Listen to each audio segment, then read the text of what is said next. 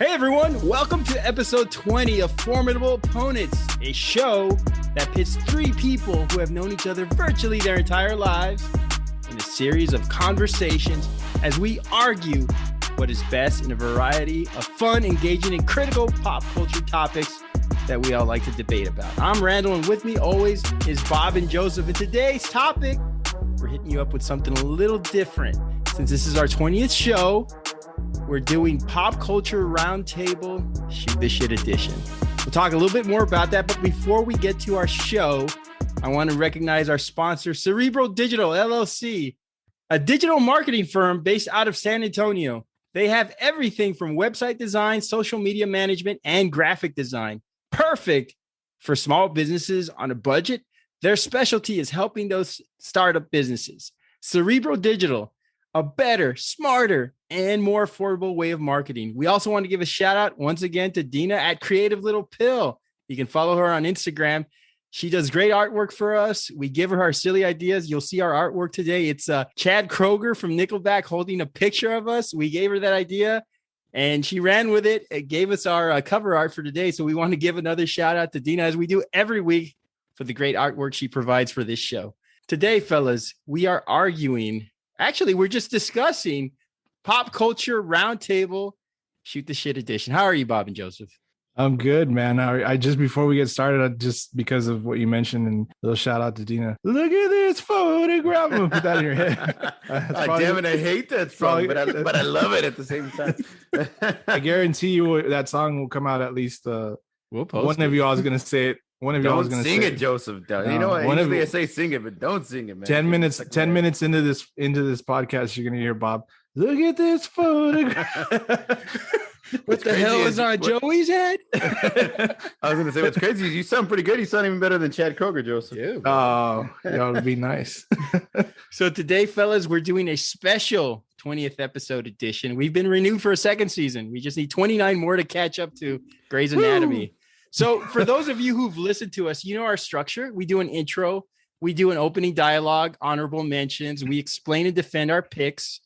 We do a closing conversation and we do an outro, but there's no structure today. Some of our best moments have come from our closing conversation. That's not shared, structured, written, or rehearsed. It's all off the top of our heads. And for our 20th show, we wanted to scrap the notes. We wanted to scrap the research and discuss some of our best pop culture memories off the top of our heads. So we're going to go ahead and start off. And to do that, I'm going to kick it off.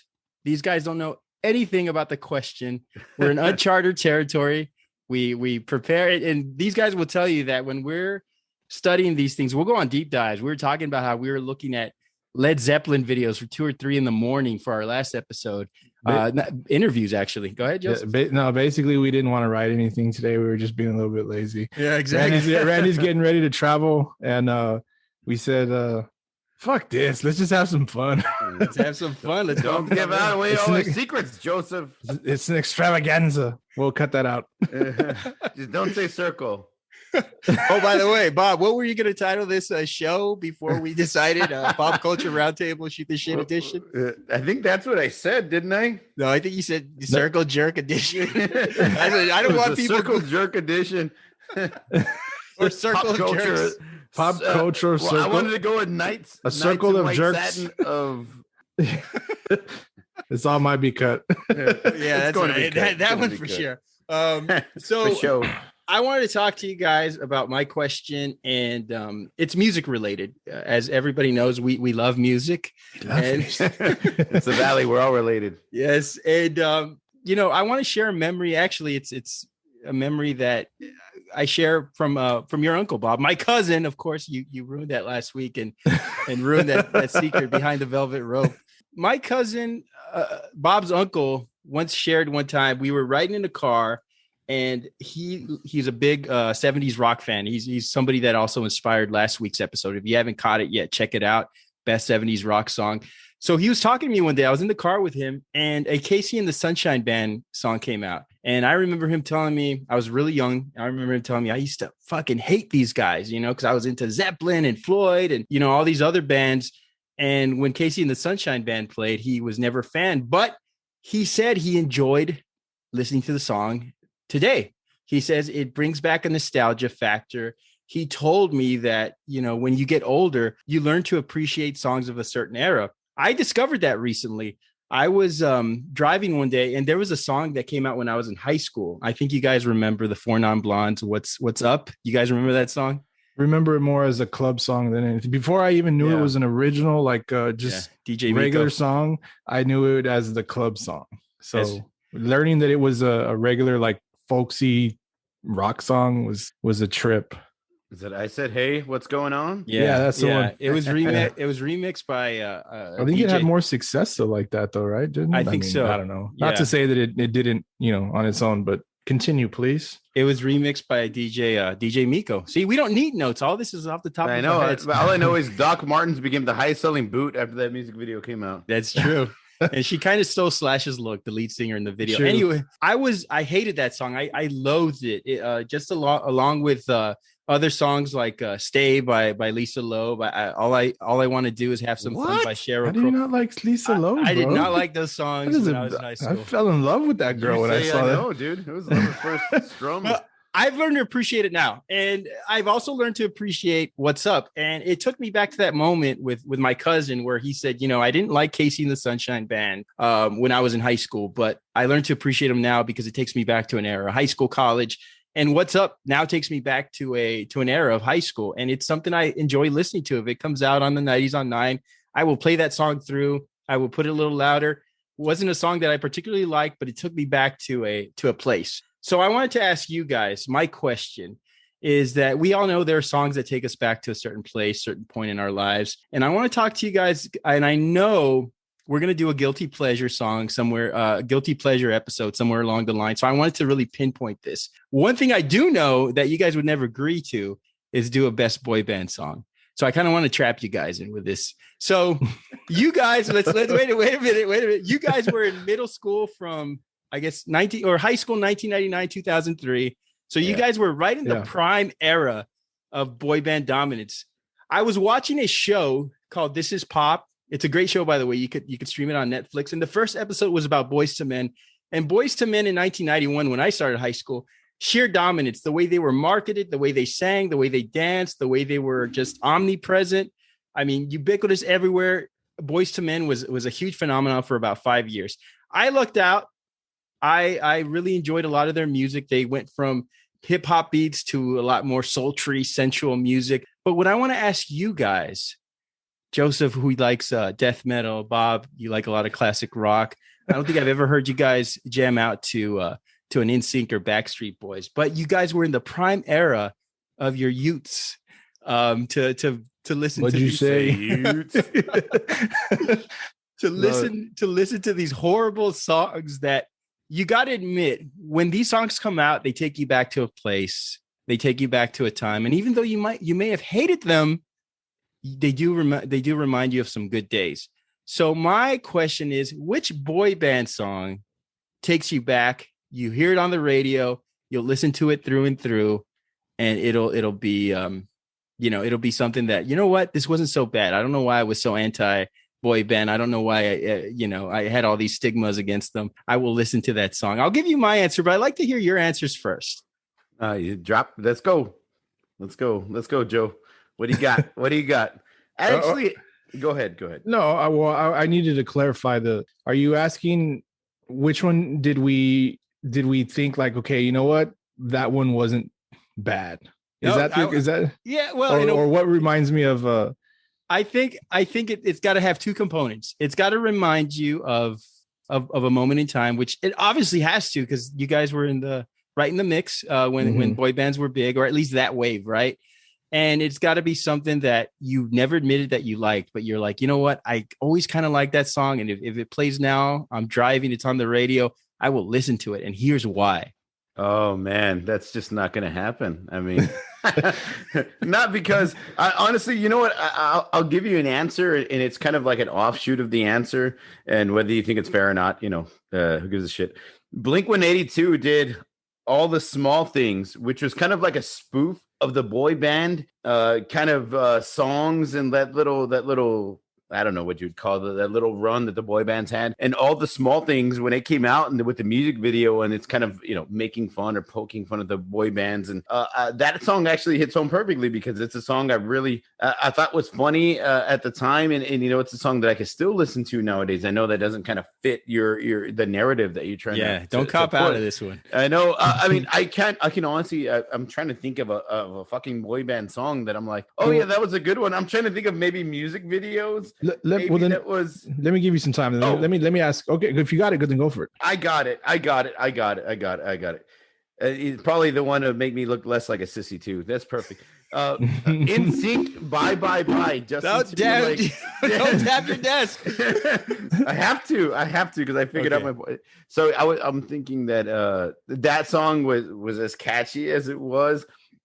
It's not really one that I was into then. It's not like if it comes on, I'm like full blast jamming it with my windows up and singing, because that's just not my style. But it's a song that I could get some appreciation for. It's a decent song. It's a funny song. It's a catchy song that I could think of that was a boy band era. Then Justin Timberlake went on and do all that cool stuff with hip hop and all that cool little sound that he came up with. So if I had to be cornered to make a pick, I guess NSYNC's Baby Bye Bye Bye, that would be my pick.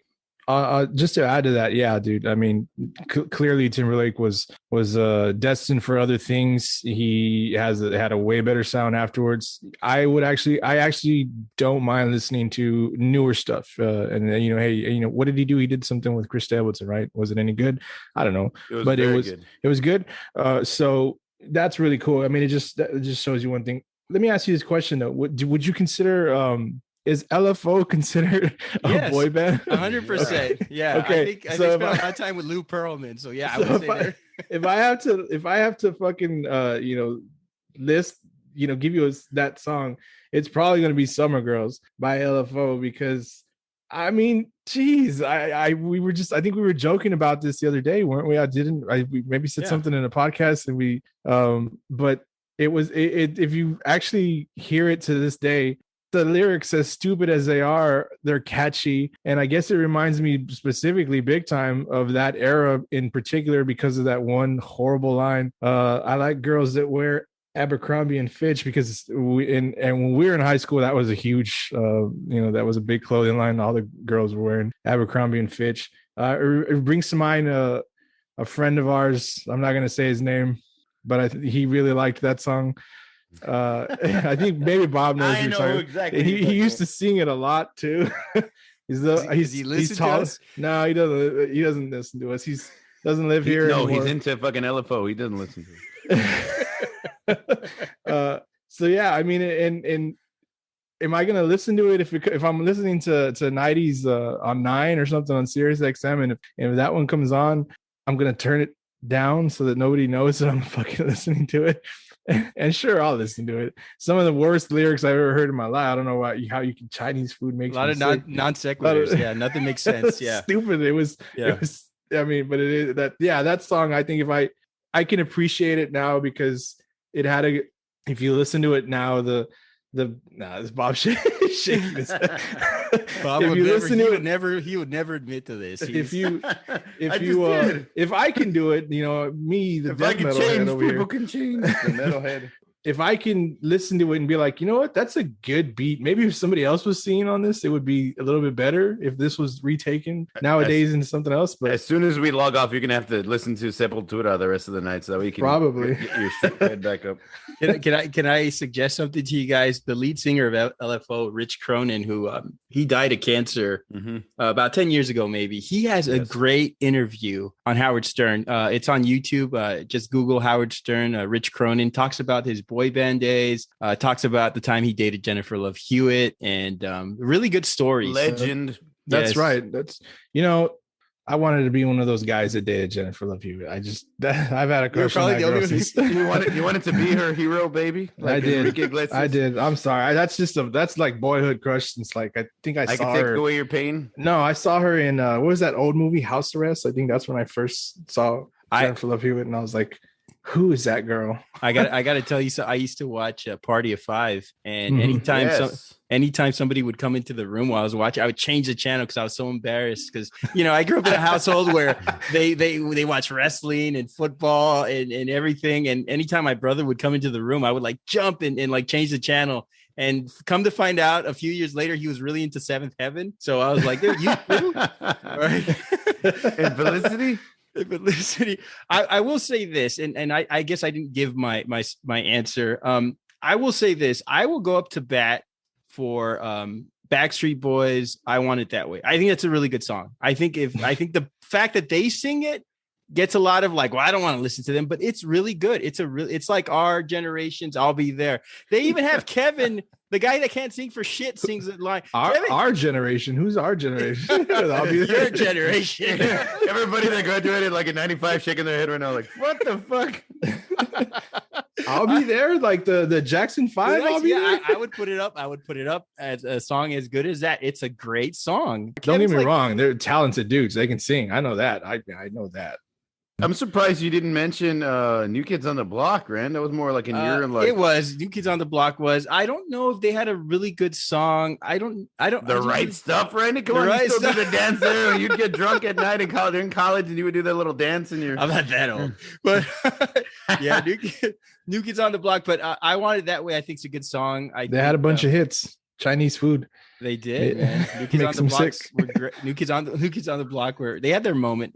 They all had like that 5-year run, right? I want to share with you guys. I don't know if you could answer this, but my original question was something totally different. I was sitting at a restaurant with my wife, and we were talking about Ben Affleck and J-Lo back together and how happy J-Lo is coming out to be. And I remember she asked me, which one of her exes do you like got the rawest deal? Who you felt like really the worst for? And I mean, she reeled off like 8 or 9 names, or I guess we did. Shit. And then I was like, well, for sure, Mark Anthony. I don't want to ask that question because I think we're going to I'll go with Mark Anthony because the last guy that she dated that wasn't famous before her first famous dude, I feel most sorry for that guy. He could have had it all. Was it it was the dancer, right? Did she get married to him or no? Allergic to dancing? No. The dancer, the backup right? dancer, yeah. Yeah, he was her backup dancer. Yeah. We're going way off topic. Yeah, that was a question. No, it's fine. All right, so we got Bob for it's fun. It's fun. But we got Bob for Bye Bye Bye, Joseph Jams to Summer Girls. I Want It That Way. So yeah, see, it's not so bad. We wouldn't be able to do a whole show on this because you guys would cop out and be like, we're not going to do that shit. We're men. We're not going to do that. It has nothing to do with being a man. It has everything to do with personal taste, sir. You just put a bad taste in my mouth. All right. I think I just going back to that J-Lo real quick. I feel bad for A-Rod just because they literally just broke like and ended. I feel bad for him. He's worth like $200 million. Well, I mean, didn't they literally just end the I think he engagement and then she went straight. We went from boy bands to tabloids. What kind of fucking podcast is this? You want to do freestyle? This is what happens. You all need to start drinking. That's what he said. I am drinking. Right. Who's asking the next question? I'll go ahead. Go ahead. Okay, so I was this was actually a little tougher than I thought it was going to be. I had this one question that I was going to do real quick though. I had to think of something, sir. This is off topic. This is a different format. Anyway, I did have a question that was movie music related, but as I mentioned in text messages, I think that at some point we're going to do a most iconic type scene podcast, and I gotta save this one because if I mention it now, it would kind of, we've done this before. We don't like to. We've talked about that. We don't like to kind of give something on one podcast and then bring it back to them. So my question is, I guess, and it's going to be music related again because we love music. What song can you think of that? And we're not talking about first real relationship, not like most memorable breakup, because we know Randy has some his particular breakup song that he always hears. No, go back and think about your first real relationship and that breakup. Go back to that relationship and tell me, is there a song that you hear that you can hear today that will take you immediately back to that one girl, whether it's like junior high high school, or I mean, I don't even know what I did last week, and you're asking me a question about high school. What the fuck? Okay. So what's the question? Because I think I have an answer. What song reminds you of, if you can hear it today, what song reminds you of a personal heartbreak? Your first, like, yeah, I guess your first real heartbreak, of your first, no, not real heartbreak, your first real, the end to your first real relationship. Okay. Is that considered the same thing? I'll give you my. Okay, go ahead. Go ahead. Go first. So when I it's kind of funny. LFO. If you say LFO, I swear to God. We're gonna go back to 8th grade. We're gonna go back to 8th grade. Girl on TV. Okay. Girl that I was dating back then. We're not gonna do names here, but I think Bob knows. Anyway, real decent, nice 8th grade relationship. Walking home after school, or to a certain area that they're gonna get picked up from. Whether that's a bus or something, all that real nice junior high stuff, and first kiss, whatever, things like that. Anyway, when this one song, I only think about it because she basically told me that this song reminded her of our relationship. When she wrote me a letter that when she was ending the relationship, the 8th grade relationship, in a letter, she told me that Megadeth's Trust reminded her of our relationship, and I had no clue how the fuck that even could be. Do you know the Megadeth song Trust? I do. I remember it. Yeah, it's a good song. Yeah. Did you start tearing up and saying, "I never lied"? No. I when I read it, I was like, how the fuck does Trust by Megadeth represent our relationship? One, we're in 8th grade, but two, none of those lyrics pertain to us. But anyway, this song, when she hears it, it makes her sad because it reminds her of us. And I could not understand it. I still don't understand it, but it is what it is. And so now when I hear that song, I'm always reminded of that one girl. Wow. I'm trying to think about it. There's this really personal story I've never really told anybody. You don't have to get that personal. It's extremely embarrassing, but I figure, is it extreme more than words? It's extreme more than words. No, it's not. But that's a good fucking song to choose.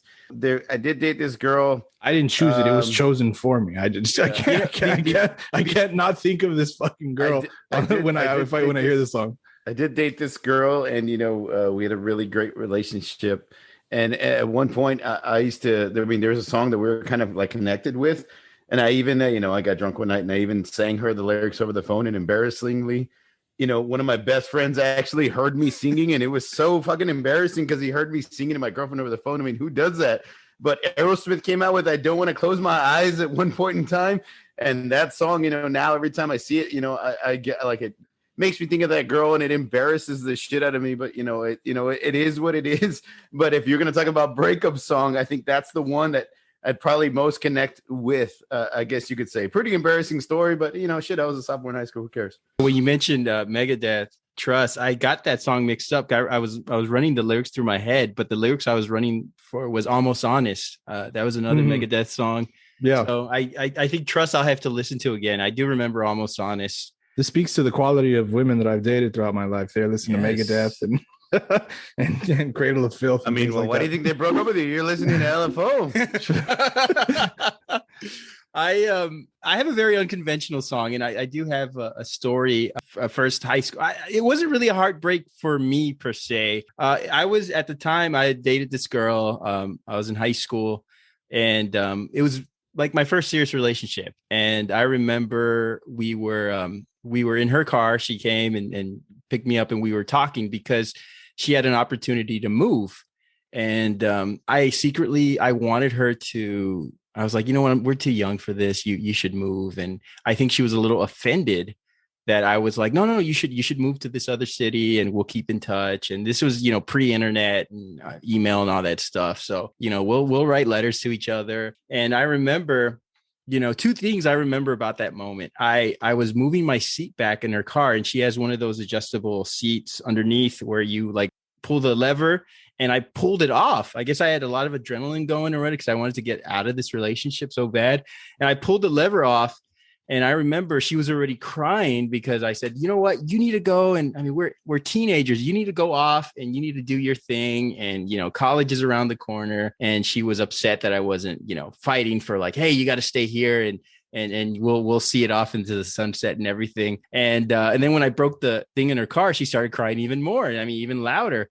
And I remember the song playing in the background when all this was going on. It was Eric Clapton's Pretending. Every time I hear Pretending by Eric Clapton, I'm immediately taken back to that moment where I'm, you know, with this girl who I did care deeply, as deeply as, you know, a teenager can care for somebody, right? It was a few months after, you know, I guess the apex of our relationship. I knew this wasn't going to last. I knew I was getting ready for college, and this girl was a year younger than me, and she had an opportunity to do something. So I think about that, and I put myself at that position and say, you know what, maybe it could have been handled with a little more sensitivity. Maybe it could have been done a little better and a little more mature. And every time I hear Eric Clapton's Pretending, I'm immediately taken back to that moment and thinking about like, wow, you know, I could have been a better person at that moment, instead of like trying to like saying, hey, you know what? Get out of here, go and, you know, spread your wings and do whatever. When I was really saying, you know what, get out of here so I could fucking do my thing, you know? So that's my song. Let me ask you a question. Because Eric Clapton's Pretending it's not like a huge hit or anything. No. Were you listening to this on the radio? Did she have the cassette tape? Yeah. If she owned the cassette or the CD, it's a good thing you broke up with her, because I mean, that's a terrible song. It was on the radio. We had on some pop station or whatever. I think it was just classic rock, I think maybe. And I just remember that song being on there. I don't think I'd ever heard that song before that. And I just remember trying to partially listen to this song while equally trying to, you know, end the relationship. And it was a tough balance. And I was like, oh, you know what? I'm going to go and find out this song. And this was pre-internet, pre-Google and everything. So I didn't know what the song was. It wasn't until years later I heard it at maybe a radio station. And I was like, that's the song. And to me, every time I hear Eric Clapton's Pretending, I think about the demise of my first relationship. That's my song. Hilarious. That's my song. I mean, it's funny. Start breaking shit. I mean, none of us really chose. I guess Aerosmith's "Don't Want to Miss" thing is decently romantic, right? But nobody chose like "Everybody Hurts" by REM or something like that, or "It's the End of the World" or "Mad World." Nobody picked anything like that. Everybody was like, it was fucking "Trust" from Megadeth. I don't think I have any sad songs associated with the demise of relationships. I don't think I can think of anything. Everything is either pop or when I think about, you know, past people, it's never like a sad song. I don't think I've ever had. It's always like songs that are supposed to be happy, but still interesting. Yes, again, like I said, mine was kind of chosen for me because I didn't understand how any of this applied to us. We were in 8th grade, and if I look back at the lyrics and read them and be like, I think they're like one of the main choruses, like we lied to each other so much. It's like I was like, I didn't fucking lie. What the fuck is that? She lied to you. Apparently, she lied to me. Yeah, so maybe she should have selected Return of the Mac. You lied to me. That guy's such a sissy. What do you got, Bob? All right, man. Taking a little detour, I decided not to. I had a few questions that I wrote down, but hitting on the music, I think we've covered a lot of music. Probably a lot of music we would probably not speak about again, but covered a lot of music in this podcast. I wanted to, whenever I think of, you know, nostalgia or like high school, a couple things come to mind. It's music, it's video games, and it's movies, obviously. Movies have always played a big role in, you know, going to the movies, watching movies with friends, you know, hanging out. I've always loved movies, and I've always like related just as much as I relate to music. I'm sure y'all relate to movies or movie scenes, right? You see a certain scene or a certain movie and you're like, yes, thank you. That fucking guy got it. Or, you know, depending on how crazy or how stupid or how out there it is, you're like, that guy gets me, or that girl gets me, or this scene gets me, whatever it is. So I want to ask, is there a movie or a movie scene that really makes you think about high school, that really connects with you and you're like, oh shit, this reminds me of this in high school? You know, it may be in some kind of odd or weird way. It may be like right on, like, oh, a similar scene happened to me when I was in high school at whatever. Is there any kind of movie or is there any kind of scene that really kind of connects or relates? Just thinking for me personally, the movie Can't Hardly Wait, one of those really underrated coming of age type of movies. I loved that movie a lot, was especially so many great young actors and characters. And, you know, the final party at the end was great. It's kind of, you know, it makes you think about high school. When you're in high school, you went to that one or that last party where you kind of knew it was kind of the last party, right? Mm-hmm. And you're like, you know, getting ready for college or the next step, right? To the next step. The next step. God damn it. Kid American Pie. You know, you start thinking about that kind of thing. So, and, you know, the hilarity that was at the party. And then, you know, the guy finally meets the girl and kind of says what he needs to say before he goes off. You know, he takes his shot because, you know, he's grown into an adult. And then you laugh at Sabrina the Teenage Witch because she's all about the yearbook and the memories and all this shit, and everybody's kind of blowing her off. But then you get old and you're like, fuck, there was some pretty good memories. Like, you kind of see her point there at the end, you know, as you get older. I thought it was a great movie. Had a lot of had a lot of funny scenes, especially, you know, drinking and laughing, and like the people that you normally wouldn't party with or drink with are there at the party, and you kind of get to know them. You see like a different side of them and you become friends, you know, kind of like the geeky character does. He becomes like the party star at the end. So is there any scene or any movie that kind of relates to high? I mean, it could be like, oh yeah, I used to see this movie all the time with my ex-girlfriend or my buddies, or it was a movie I saw over and over in high school because it used to make us laugh when we'd be drinking or just hanging out. Is there anything like that that really connects with y'all?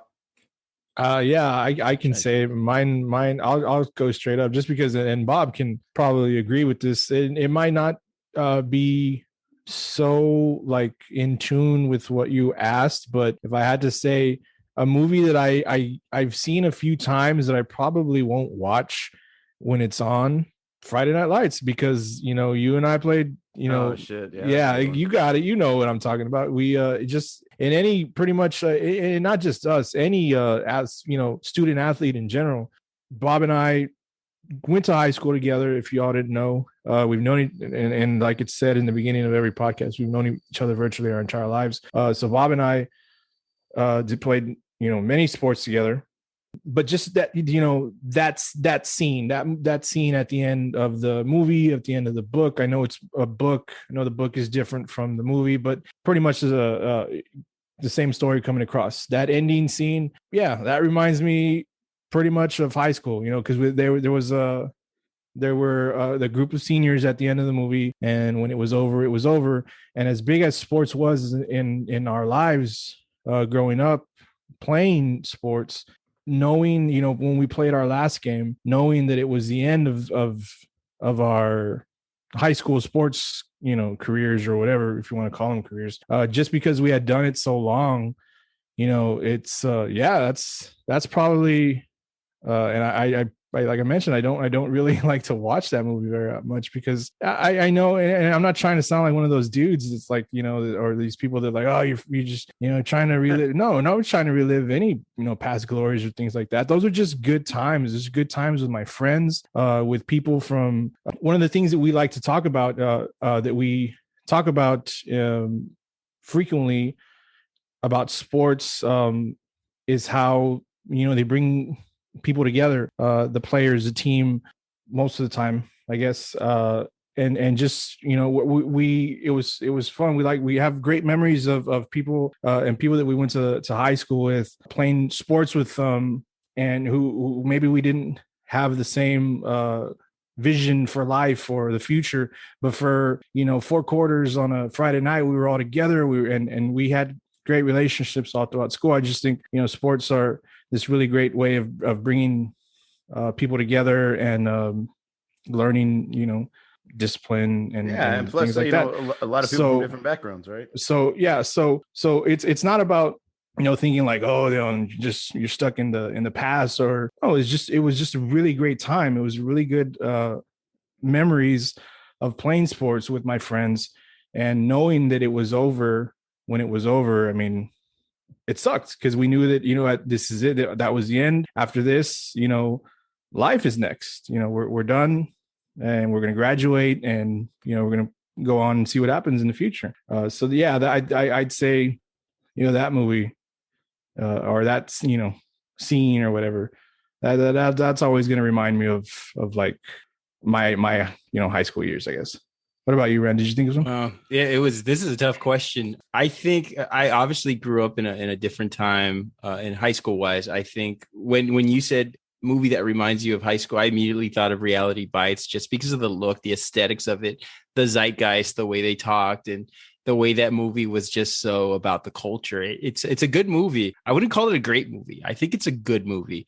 But I didn't want to go with that. My high school experience is very different from you guys. I didn't play any. I was in soccer one semester. And then when they had tryouts, obviously we're all from a border town. So there's a lot of talented kids on the border that play soccer. So there went my opportunity. I didn't play on the team, and I didn't do anything in high school. I didn't do drama. I didn't do band. I was just a slacker. The only thing I ever wanted to do was watch movies, listen to music.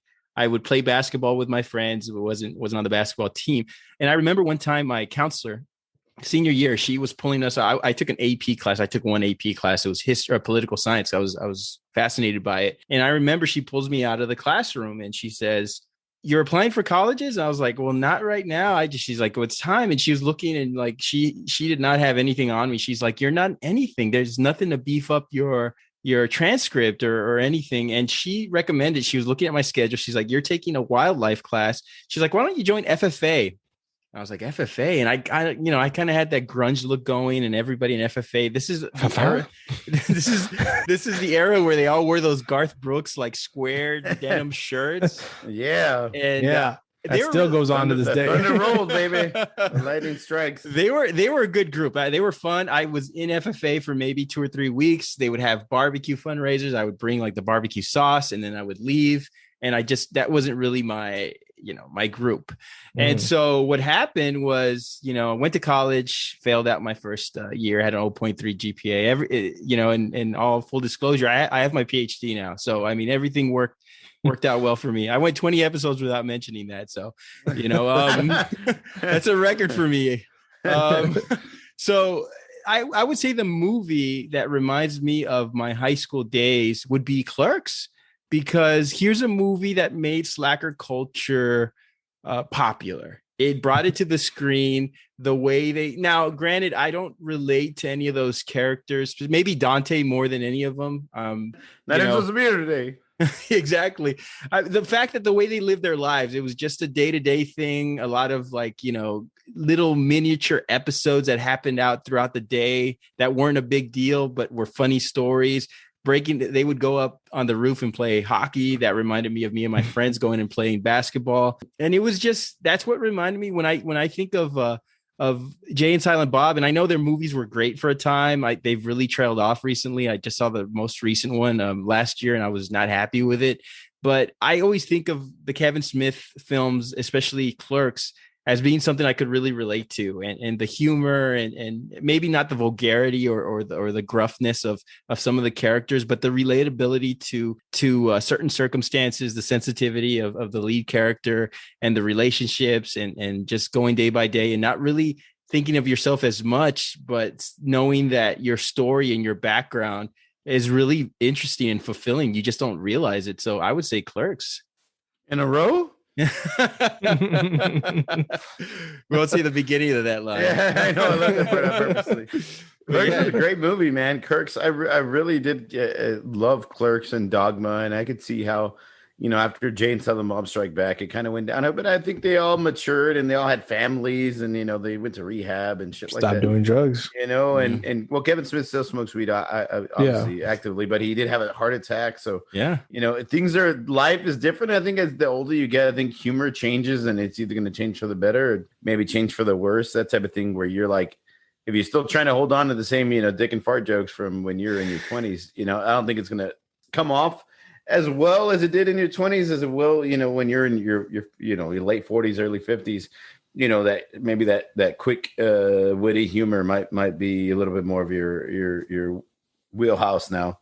That, and you probably couldn't, those movies, the older ones like Clerks back then, even Clerks 2 probably wouldn't fly very well in today's culture. Clerks 2 was 60 stud. That was the Clerks 2 was just as well. No, actually, I think it was a little more. I think it was a little more raunchy than the first one. But yeah, that's At high school, the high school culture in movies in the 90s was really good because you started off with Dazed and Confused. You had, Clueless right in the middle. And then at the tail end in the late 90s, you had, Can't Hardly Wait, American Pie, Superbad early next decade.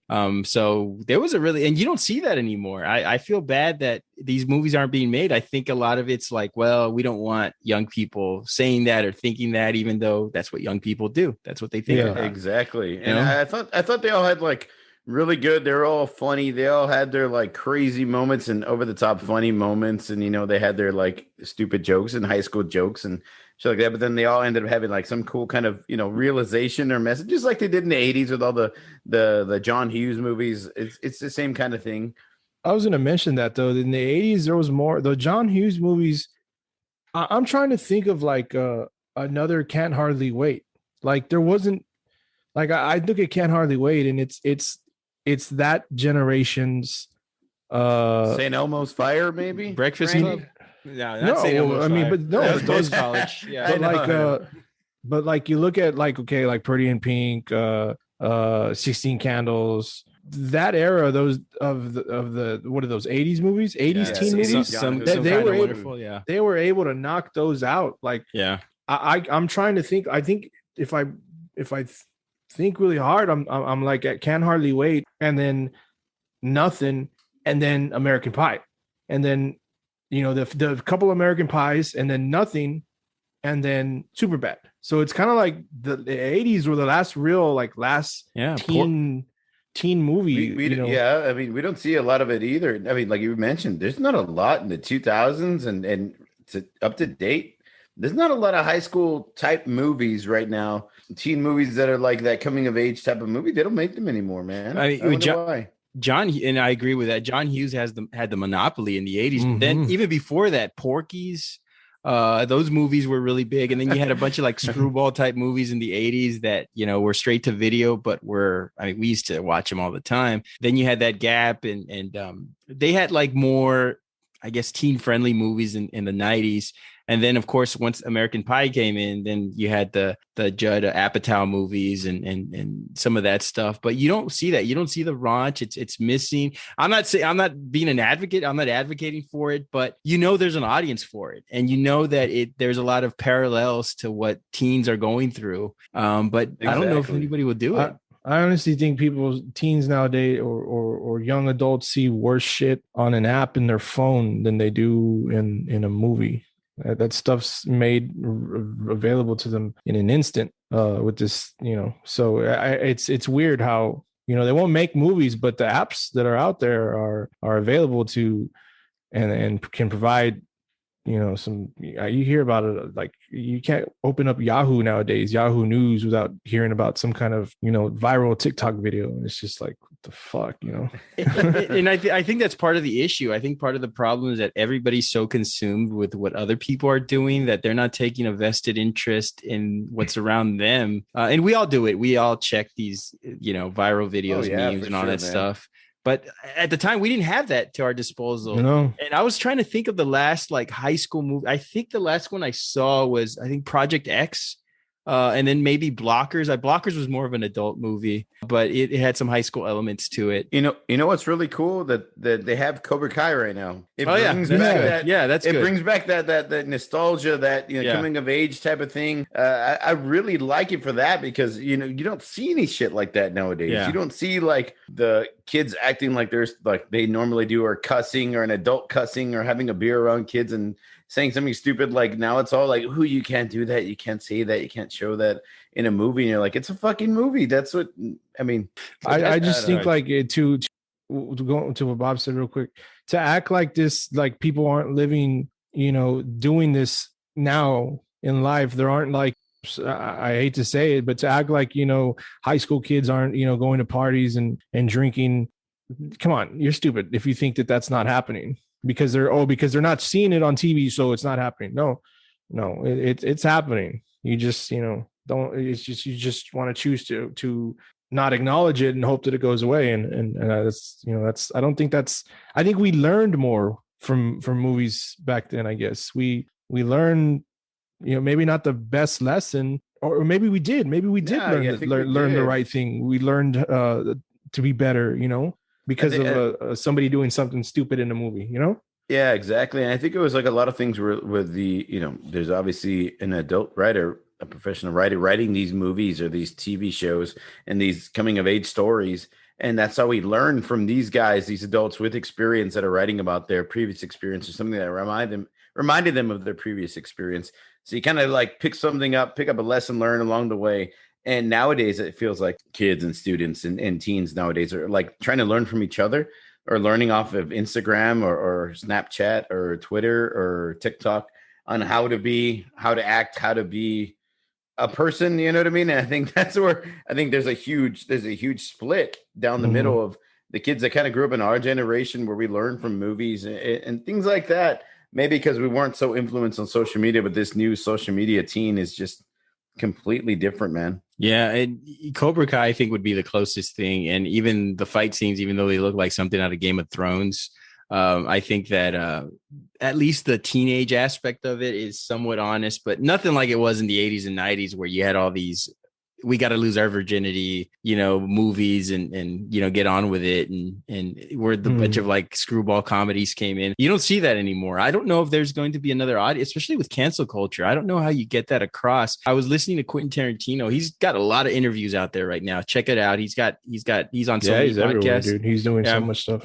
I've listened to 3 podcasts with Quentin Tarantino over the past week. He talks a lot about the podcast host asks him the same thing. Like, how do you get away with it? How do you get away with this? And, he says, I write what I want to see. And of course he has enough clout to get away with, doing this stuff on, he's like, hey, my movies make, $128 million. You're going to tell me, no, I know what I'm doing. And I don't think anybody has that, gravitas or whatever to go out and say, I'm going to write a movie about teens on an excursion to lose their virginity, but it's going to have a lot of heart to it. We're going to learn about some characters because it's about due time that another batch of those movies come to light. And I just don't know how they're going to get it across without the cultural sensitivities that are just so omnipresent.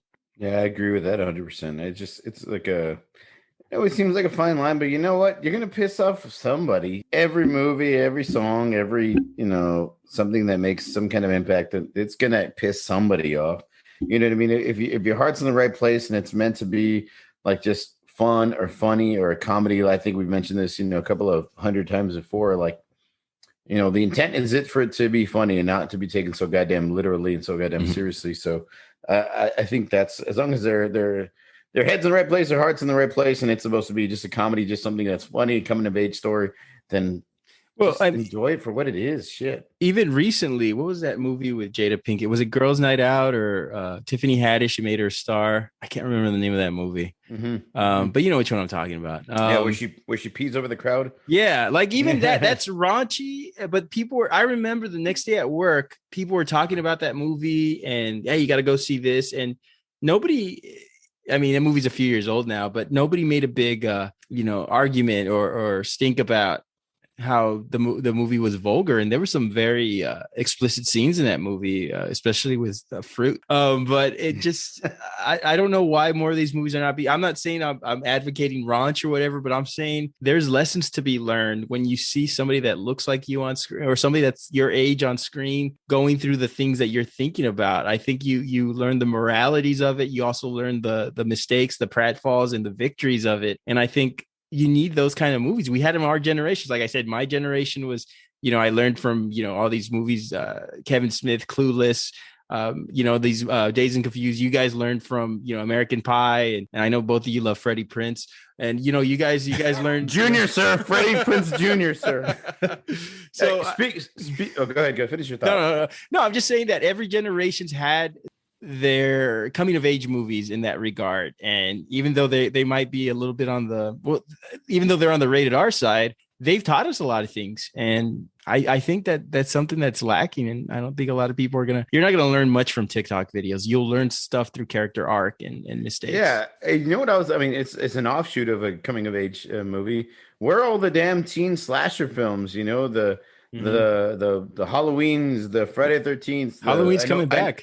I know what you did last summer, Scream, where they're like killing off teens and, it'd be like, it seems like they're just completely eliminating teens from the damn movie theater. Maybe I'm wrong. Maybe I'm completely wrong. But I mean, I Know What You Did Last Summer had, seniors in it, right?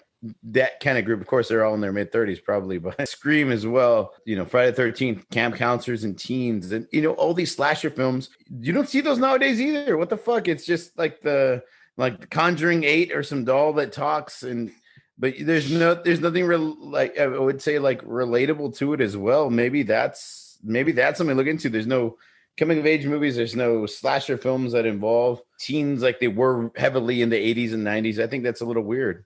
Yeah, no, I agree. I think everything is like biopic. Everything is like, cars, shoot 'em up. It's different nowadays, but that's just old guy talk, I guess. It's family. I'm so tired of that meme, by the way. I'm so tired of that fucking series. God damn it. They have done the same movie and they just changed the location. It really, I think that's what it is. They just keep changing the location. I know some people are going to be like, fuck you. I love Fast and the Furious. I'm just not a big fan. I'm just not a big fan of that series. I'll admit, like I here we go. LFO. No, I liked I liked them all the way pretty much to Paul Walker's last one. And then you're right. Then they started really just like, okay, like it kind of should have ended with that one. Maybe you should have just called it a day after Paul Walker's death. That would have been a really great way to end it off too, like the final scene where they in different directions. I mean, but now it's like, I mean, awesome. I think that was the fifth one. Like that was Fast 5. Or I'm not sure what the fuck it was. they're on fast. I don't know what at this point. But yeah, at this point, it's the family has grown too much and it needs to be stopped. So I don't know. I haven't seen this new one. I don't know if it's even been released, but yet I would assume that this got to be the last one. Maybe. To wrap up, we've done 20 episodes now and we've had a blast doing it. We've done this since February, still learning the craft, right? Still trying to get the ropes. Exactly. And the 20 episodes we've done, and we got a lot of great things coming down the pipe. We got some partnerships. We got some great guests that we're going to have for the fall. I guess we would call this season 1, right? For season 2. But what has been your favorite moment so far from the first 20 episodes? I just mentioned it today. I thought about it. I know it's recent. I had a really good time just talking about 70s music the other day, 70s rock music. I just, as much as I love, the grunge, the generation music that I listen to, Randy, hey, one day you had a Nirvana CD and, the rest is history. I really enjoyed because we just, and again, we probably could have kept going. But we knew that if you probably had already gotten to your destination if you were listening to that on the road and you were like, well, these guys shut the fuck up so we can check into our hotel. I mean, I'm really interested. I mean, I love 70s rock, but I mean, check-in time was like fucking 30 minutes ago. These guys are still going. No, but I really had an awesome time. I just music, man, I love it. And I loved because it just kept getting good and we kept trying and we had to end that one. We had to like stop because we were going to keep going. I think we were trying to end it. And I think I was like, hey, let me ask a question. And then we talked about it and they're like, and somebody else had a question. And then so we talked about it and then what's the Rushmore? And then we talked about it. It's like, we just kept fucking going. We couldn't stop and we had to stop. So that 70s rock one that we just did recently, if you haven't heard it, please go out and check it out. I think it's for people like for individuals like us. Yeah, well, people maybe our age and people closer to Randy's and then people before all of us, obviously. I think that'll be something that a lot of generations would really like to listen. I said everybody. I think a lot of people. I think a lot of people, all the people out there that are getting into the 90s right now that are like, because 90s is a big nostalgia thing. If you're really into the 90s and you don't know some 70s, go check out some of the 70s bands that influenced a lot of those 90s bands that you're getting into right now. Go check it out. Good pick. I have to agree. The music side of it, especially the 70s one, that's not my choice, but the 70s rock I know was one of our most recent. I love the 90s rock conversation. Great topic, great conversation. The 70s rock was so awesome because it was like we grew up listening to it, and as we got older, we appreciated that type of music, and as we got even older, we appreciated it even more. It was a great conversation. I think my favorite moment or my favorite podcast so far has been the worst 80s music video.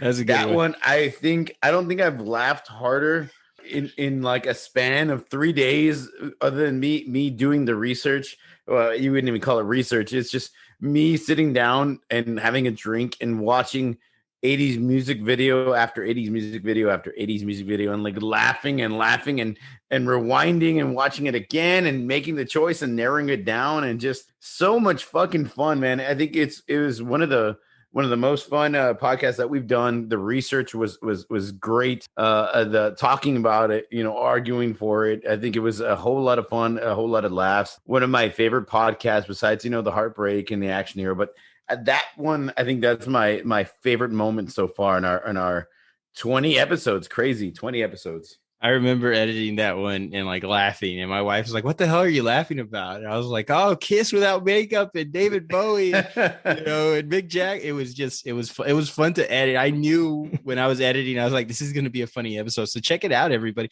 My favorite moments, and if you listen to our first episode, we did a great topic. We did one hit wonders. I almost regret having such a great topic, because you could hear like the newness of what we're trying to do. The sounds. We'll redo it. We should redo it. We will. Maybe for 25. Yeah. We'll revisit it. We got to do a retrospect or some shit like that. Because we'll just pick three new wonder songs. Either that or do something, because it's like you mentioned when we started this, and we're doing it right now. We always have like some of the greatest conversations when we're getting ready to end it, and we talked about a lot of stuff at the end of that one. So we definitely got to go back and do that one. We'll sorry. Definitely do it. No, you're good. I'm marking it down. We will be doing that one probably for our 25th. So keep that one in mind. I think some of my favorite moments, it was fun to start and not knowing what the hell we were doing, but and still not knowing what the hell we're doing sometimes, but trying to get that under. I think the moment I thought like, hey, you know what, this is going to work out, is when we were doing the most intense movie scene, and we started talking about Joe Pesci and Dominic. Dominic. I think that was the first time I was like, yeah, you know what, this is going to work out. It sucks because we were rushed, because we were trying to get everything done so quickly, and that we didn't really expand on it. But I would say a couple of other of my favorite moments are, when we're talking about music, I thought the 90s one, I listened to that one again, and there was where we were all three talking about Kurt Cobain and Nirvana. Were they a product of their music? Were they a product of that one hit, or we were talking about them at the end? Listen to it, and we were going back and forth, and I was like, damn, we sound like a fucking real radio show. And I think another good moment, and it was actually a bad moment, but it ended up good. We were doing for WrestleMania, we were doing Best Wrestler, and my computer conked out. It fucked up, and we had to start over again. We were about 45 minutes into the episode, and stupid me, I could have saved it and spliced it in, but I didn't know what I was doing, and I restarted everything, didn't save the audio. And I asked these guys, hey, do you want to start all over? And you could hear it in my voice in the intro. I'm not like, hey everybody, I'm like, oh fuck, here we go again. So I told behind the scenes. Yes. And I told the story about the day I met my wife, and how I met her the day Randy Savage died. And I told that was the second time that night I told that story, and it was funnier the second time around. I remember I was putting in the chat, like, this is actually better than our first go around. So it worked out really well, and some really good memories about watching wrestling matches together with you guys, as we've done in the past. And, some of that stuff, video games was really cool too. I when we said video games, I was like, I don't know, but we had some really good memories that we talked about when we mentioned best video game. And that was the memories we had, hanging out with each other, because it's all we did. We played outside. We played video games. Yeah. We're going to take next week off. But before that, we'll post some of our best moments from the first season throughout our social media, some clips maybe that you haven't heard, or I mean, obviously if you're listening to us now, hopefully you've listened to the other episodes, but we'll post some of the stuff that we enjoy talking about on our social media. Top five moments. Yeah. Top 5 moments. And we'll each post, and hopefully you get a little glimpse of that, because we are taking next week off, because doing some traveling. And then of of course, we're coming back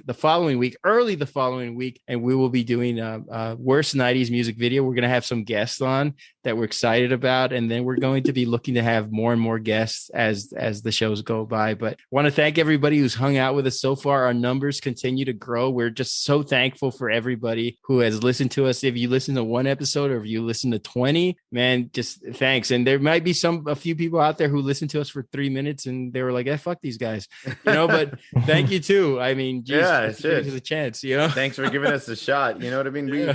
I think they really do think that there's something for everybody in one of our episodes. And if you find the right episodes and you listen to it in its entirety, you'll either connect with what we're saying or at least, laugh at us, you know what I mean? Which is cool too.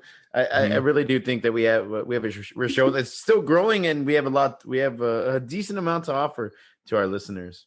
I was gonna say, no, I just think it's funny that this started with a conversation on the idea of doing this started with a conversation on a league of their own, and we'll leave it to the listeners. The question was, did Dottie drop the ball on purpose so that Kit could win the game at the end? That was she did. I think she did. We just said, you know what, we talked about that. We went back and forth with that, and we said this is fun. And of course, we were living in the pandemic era, and kind of still are. So we're all, most of us were at home, and kind of still at home. It's funny. Thank Gina Davis and I can't remember that girl's name. Lori Petty, and a league of their own. Yes, and Rosie O'Donnell, Madonna just for being the Madonna. Tom Hanks. What's his name? John Lovett stole the show though. Go on. Francis from Pee-wee's Big Adventure. Oh yeah, Stillwell or whatever his name. Love that movie. Got him. By the way, I love doing the Wizard of Oz. We could just do a show on that. I love that. Probably one of the best sports movies of all time. But that's coming. Show. That's coming for sure.